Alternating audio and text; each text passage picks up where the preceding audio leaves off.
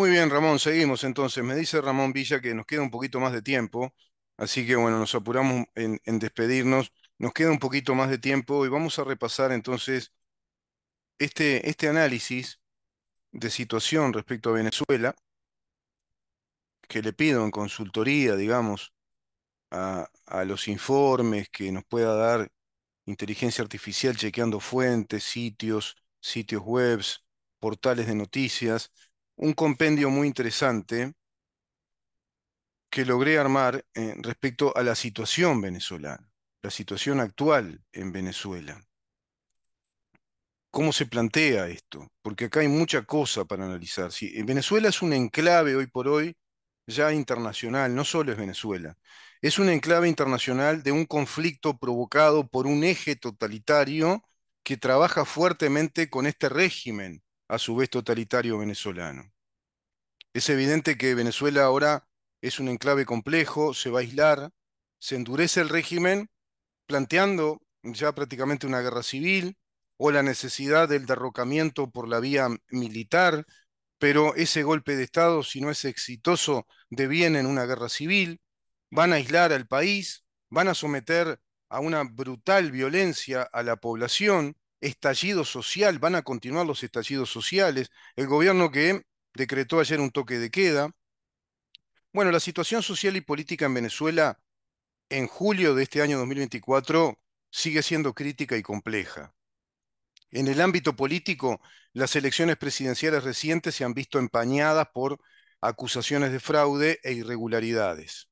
Nicolás Maduro fue reelecto en un proceso donde la oposición ha denunciado numerosas inhabilitaciones y manipulaciones electorales, incluyendo la exclusión de la principal candidata opositora, María Corina Machado.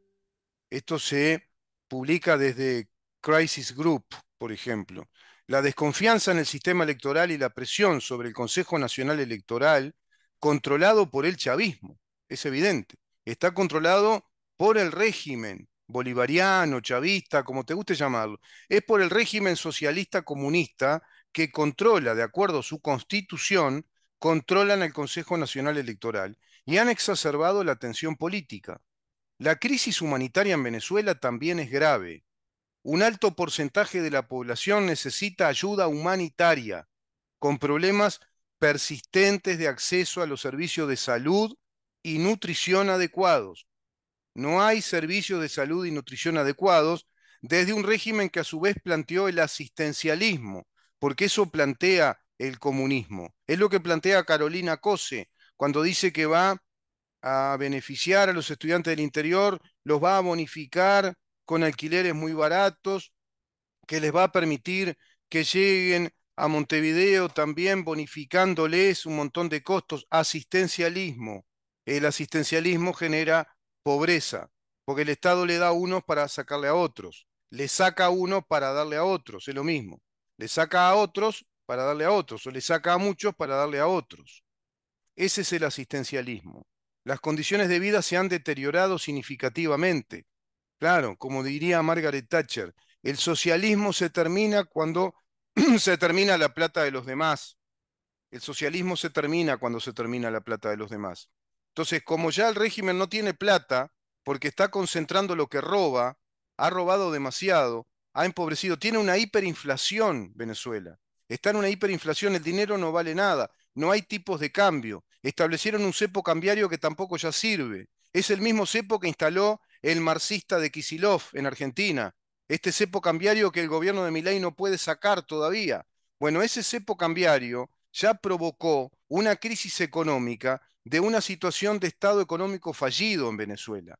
Eso es lo que provoca el comunismo. ¿Por qué? Porque el comunismo en su teoría económica, en su teoría política, en su teoría financiera, es anticientífico, no tiene sustento en la realidad.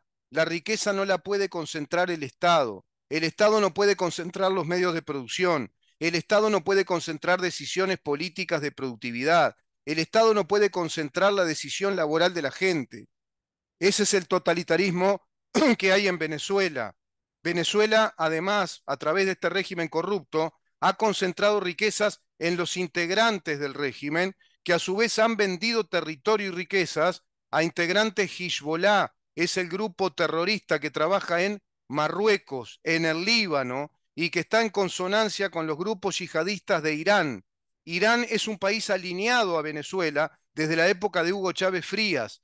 Todo esto se va suscitando en Venezuela como un enclave internacional complejo. Tienen intereses muy profundos en la explotación minera, en la explotación de yacimientos, de metales. Los chinos, están las tríadas chinas, está el G2 cubano trabajando ahí en la explotación de recursos naturales.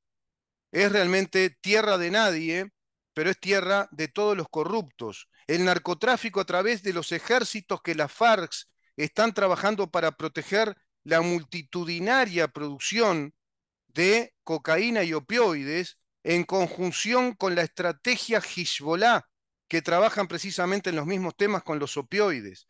Todo eso está metido en Venezuela. Por eso este régimen totalitario y corrupto a la vez no iba a entregar el poder a través de un acto electoral. Era imposible, no se puede pensar, es de una inocencia supina, es de una inocencia brutal, si vos querés, pensar que se iba a entregar el poder a través de un acto electoral transparente con todas las garantías. Evidentemente, la situación precedente al acto electoral ya indicaba que no estaban dadas las garantías cuando el gobierno había decidido prohibir la entrada de delegaciones internacionales, prohibir a veedores internacionales para ser los que den garantías de ese acto electoral, como se hace en todos los países democráticos, prohibió la entrada de delegaciones de distintos partidos políticos, aisló al sistema electoral venezolano y a su vez dio las advertencias a la oposición de que cuidara muy bien su conducta y su actitud porque iba a ocurrir un baño de sangre y una guerra fratricida, lo cual efectivamente ocurre ahora, ocurrió. No fue una amenaza, fue una advertencia del régimen, a sabiendas de que no iban a entregar el gobierno y que iban a hacer un fraude electoral.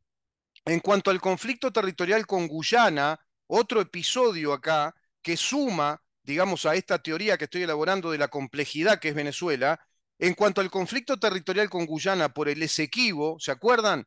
¿Se acuerdan de la intención de Venezuela de invadir Esequibo? Bueno, eso fue a propuesta de Vladimir Putin, que le dijo que invadiera Esequibo para distraer del proceso electoral venezolano y de la situación de miseria y conquistar a territorios que son fuertes reservas mundiales en diamantes, en minerales, en metales que son claves para la industria de la computadora, para la industria informática que necesitan los ejércitos chinos, rusos, etcétera. Pero además es una fortísima reserva de petróleo, petróleo submarino y petróleo territorial. Es una fortísima reserva de petróleo y gas natural, esa zona de Guyana.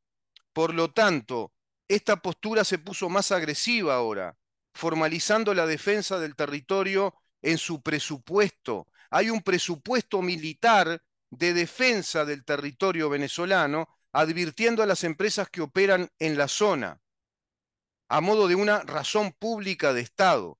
La migración sigue siendo un problema central, con millones de venezolanos huyendo del país debido a las condiciones económicas y a la persecución que hace el régimen a todos los opositores. A pesar de, bueno, algunos intentos de gestionar este fenómeno, el régimen de Maduro ha mostrado reticencia en admitir la magnitud de la crisis migratoria, que ya lleva, según consultoras internacionales, 7.700.000 venezolanos que están viviendo en el exterior, expulsados por este régimen totalitario.